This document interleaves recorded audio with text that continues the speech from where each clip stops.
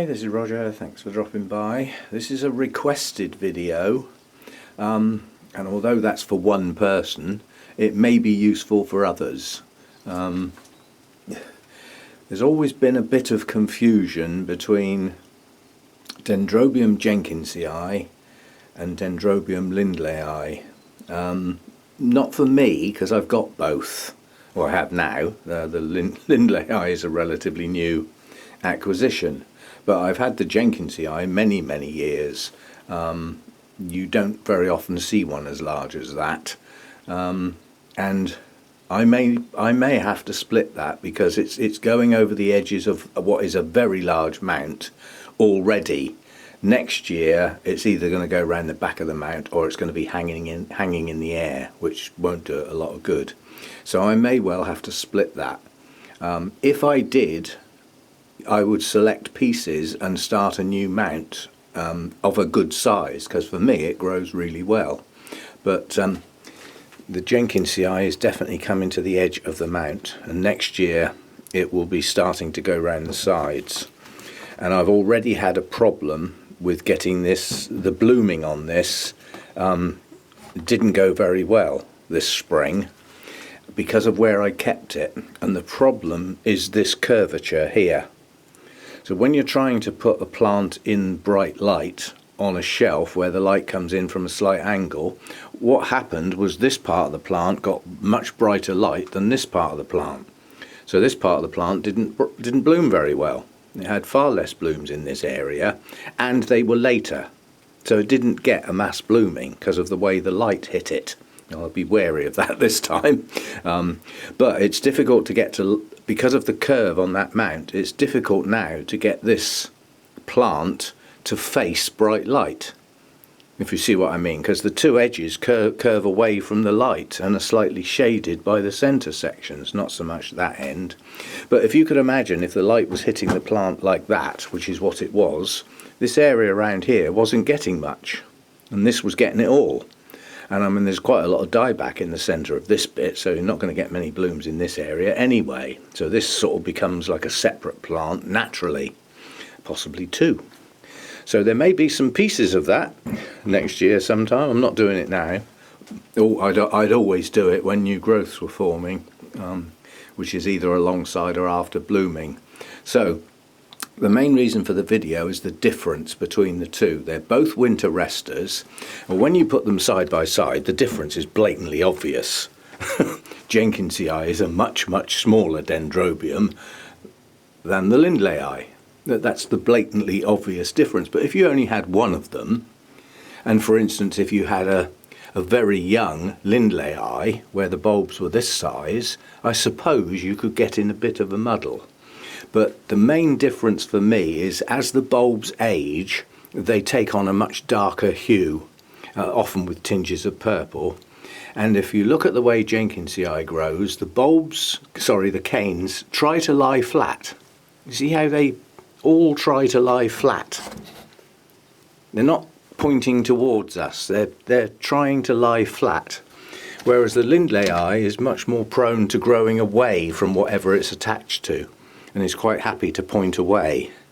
And the bulbs are much larger, and certainly on my plant at the moment, occasionally you might get two leaves out the top. I've never seen that before. Anyway, so that's the main differences. Obviously when they bloom, the differences are even more obvious, because the blooms on jenkinsii, you don't get many blooms per spike, and the spikes are not very long. So the blooms tend to be quite tight to the plant, you know, so they sort of cover the plant. Whereas on lindleyi, they are pendulous, and you get a lot more blooms. They are slightly larger as well. They do have a very distinct difference in the shape, but without putting the two blooms next to each other, it's difficult to explain. But there's an outline shape difference between the two that really differentiates. Now, we've had some fun and games with the names on these two over the years as well.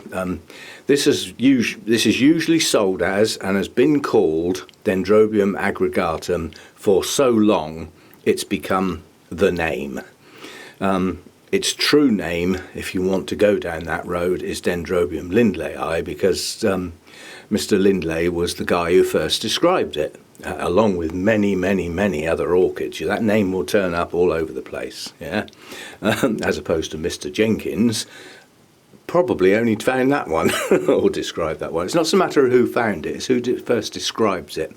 And this is where you get some of the problems. It goes back far enough that when some of these plants were first described, they were described with, there's no cameras or anything in those days. You know, you didn't pop out and do a quick video of it hanging off the tree with the blooms swaying in the wind. You had to draw it. So they were relying on botanical drawings and their accuracy. And where I was going on about the I can never say that word, the other one, DeSoto annum, that's been incorrectly named, they were going from a black and white drawing. No colour had been added. So you can see how the confusion lies. And you're looking at a dried plant, you know, a preserved plant that's effectively dead. All you've got is the shape, it's been preserved. So you've got a black and white drawing and a preserved plant. That's what you're left with. And if a plant became extinct 100 years ago, that's all you've got. So you can see how things can go wrong in the old naming front.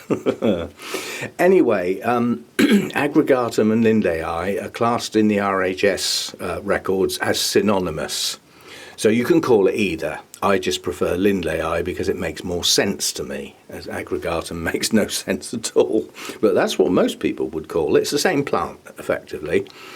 Jenkinsii, once upon a time, was called lindleyi variety Jenkinsii, but it's definitely its own individual species. These are two separate species. They're related, but they're not a variety of one or the other. Throw that idea away straight away. Okay, so that's really the obvious difference is that Jenkinsii is much, much smaller. The canes tend to try and lie flat when they can. Yeah, so they'll come out and curl over like this, you see, whereas lindleyi tends to be more, you know, trying to come away and is much, much larger. So that's the real differences. The growth habit effectively is the same. It might not look it, but it is. You know, the new growths come out away from the origins of the plant. So the origins of this plant are here. These are the little seedling bulbs, and it's grown away from them. And the latest growths are this one here, that big one there, this one with 2 leaves, this one here, and another one down the bottom. So they've grown away yet again. So you've got your first sort of set. And sometimes they're in a circle, but usually it's a semicircle. They grow away, then the next lot grow away. So it gradually gets bigger and bigger, but you can always see that origin, that little cluster. Now this one, you can't see that so much because this has already been taken off a mount. All the old dead pieces like this taken off to tidy it up. And then it was remounted to look pretty with all the pieces tight together. Well, it's gone again. It's grown away again, leaving the old dead bits behind. So it's going to need another tidy up. This one will probably be able to stay on its mount another couple of years. Again, it's going to get to the edge. If you look at where the new growths are now, the next set of new growths will be on the edge virtually. There's more room over this side, but we only had one new growth come in this direction. So we'll see, but I suspect I can get at least another year out of that. This one I'm not so sure. I think, you know, come the spring when the new growths start, that one's going to have a seeing to, which will mean trying to take it all off, save as many roots as possible, get rid of all these dead bits, all these dieback bits. That reduces the strength of the plant, but only for a short time. Unless you're talking about a tiny little plant, in which case you need to go careful. You need to keep every bulb you've got. Yeah? So if you only had, well, there's a classic example there. If you only had that piece there, yeah, then these bulbs need to stay. Yeah? As part of the strength of the plant. Yeah? However, this one is much bigger, so you could probably get away with taking some of these back ones off. Yeah? So it's if you've only got a small plant, then don't reduce it. Let it grow on first. And you know, they've got all this growth over here. See, there's a dieback section there as well. Yeah, but then it's pushed on out here, and again, it's virtually on the edge of the mount, near the top of the mount, at the top of the mount, at the top, hanging over the edge. So we're going to have to do something with that. That's a must. So anyway, those are the two. This one I've had quite a short time, this one I've had a very long time. If you think about it, over half of this plant was discarded when I put the pieces on this mount. That's how much I took off. And as I said, it's done it again. For me, this grows quite vigorously. But it will slow down unless it gets a good place to grow. So I've got to keep my eye on it. Yeah, so anyway, they're both winter resters, technically speaking. They will bloom much better the better the rest you can give them. They don't need to freeze their whatnots off, but they do like their night temperatures in the winter to cool down considerably more than they were in the growing season. But don't do it in one sudden move. You know, don't take it from your hot steamy greenhouse and think, right, it's November the 30 whatever, you know, some magic date on the calendar, and take it into the coldest room in the house in one go. That's not how the weather works. So you just, you know, the nights should be cooler and the days should be brighter.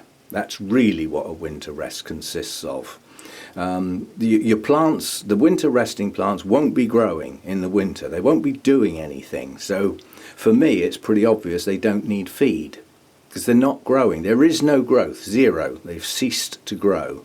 So no feed and as little water as you can get away with without everything shriveling, which on a plant that looks already shriveled to start with is quite difficult to judge.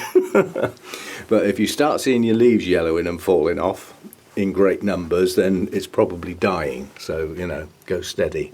But these are naturally shriveled anyway. That's what they look like. So it's difficult to judge these. This one's easier on the grounds that the new growths, so get that one, are plump. Yeah.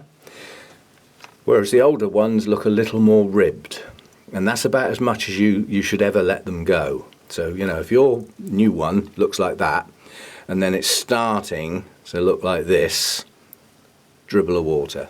That's what the rest consists of. A dribble of water at the point, you know, as long as you think you can get away with it. And then at some point you will either see both or either or. You'll see the spikes starting to grow.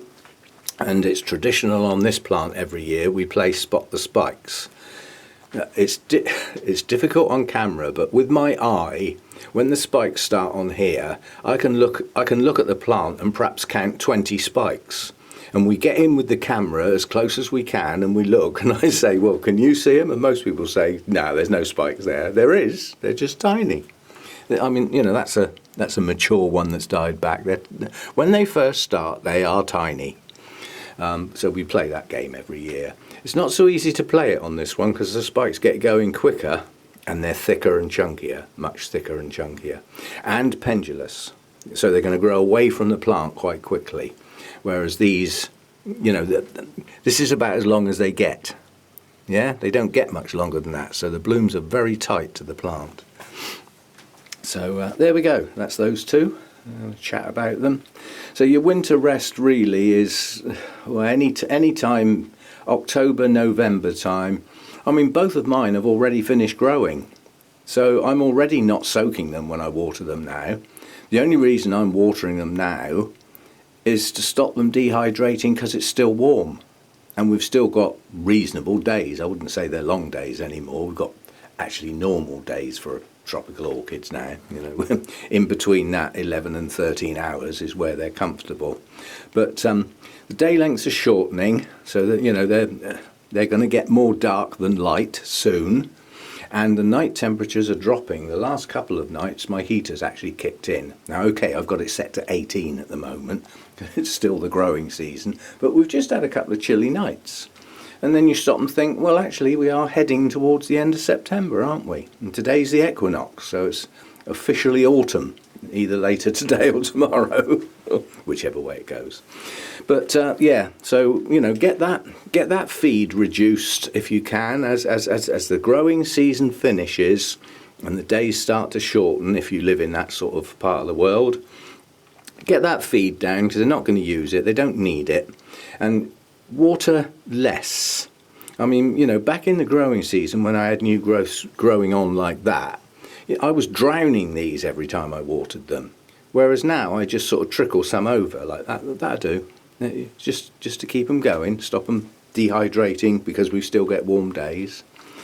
And then, they'll change their position once we get into sort of November time. They will go up near the roof facing the light.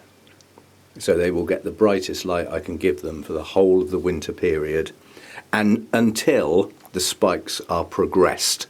Not as soon as I see them. Once I see those spikes pushing on, and most of them are already showing, then that light becomes irrelevant. It's not needed anymore. That doesn't mean I'll move them. I'll probably leave them where they are. But they'll be facing the light, and if they're facing the light, they're facing away from me. So the first thing I'll do is bring them round the other side of the shelf so that I can see the blooms. Because as I said, the light becomes more irrelevant. These don't need high light in the growing season. Once those new growths start, they're going to grow anyway. They'll grow in quite a bit of shade, really.